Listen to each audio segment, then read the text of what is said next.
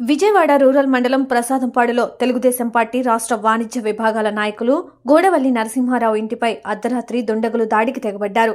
ఇంటిపై అల్లర్మూక దాడికి నిరసనగా గన్నవరం తెలుగుదేశం పార్టీ ఇన్ఛార్జ్ యార్లగడ్డ వెంకట్రావు ఆధ్వర్యంలో ప్రసాదంపాడు నుండి రామర్పాడు రింగు రోడ్డు వరకు ఆందోళన నిరసన ర్యాలీ కార్యక్రమం చేపట్టి జాతీయ రహదారిపై బైఠాయించి దాడికి పాల్పడిన అల్లర్మూకలను వెంటనే అరెస్ట్ చేసి తగు న్యాయం చేయాలని డిమాండ్ చేశారు.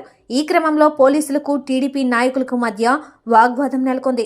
విజయవాడ పోలీస్ కమిషనర్ కార్యాలయానికి నేరుగా వెళ్లి దాడి ఘటన గురించి యార్లగడ్డ వెంకట్రావు కంప్లైంట్ ఇచ్చారు. 80 సెంటులోని తన సొంత స్థలంలో తెలుగుదేశం పార్టీ కార్యాలయం ఏర్పాటుకు స్థలం ఇచ్చి సహకరించిన నరసయ్య నిన్న సాయంత్రం అదే ప్రాంగణంలో జరిగిన గన్నవరం నియోజకవర్గం తెలుగుదేశం పార్టీ విస్తృత స్థాయి సమావేశం విజయవంతం కావడంతో ఓర్వలేక ఈ దాడికి అల్లర్మూకలు తెగబడ్డారు. రాత్రి 12 గంటల సమయంలో రాళ్లతో 2 యువకులు వచ్చి 3 కార్ల అద్దాలు పగలగొట్టారు. ఈ దృశ్యాలు సీసీ కెమెరాలో రికార్డయ్యాయి. ఈ మేరకు సంఘటనా స్థలానికి చేరుకొని విజయవాడ పటమట్లంక పోలీసులు వివరాలు సేకరిస్తూ దర్యాప్తు చేపట్టారు.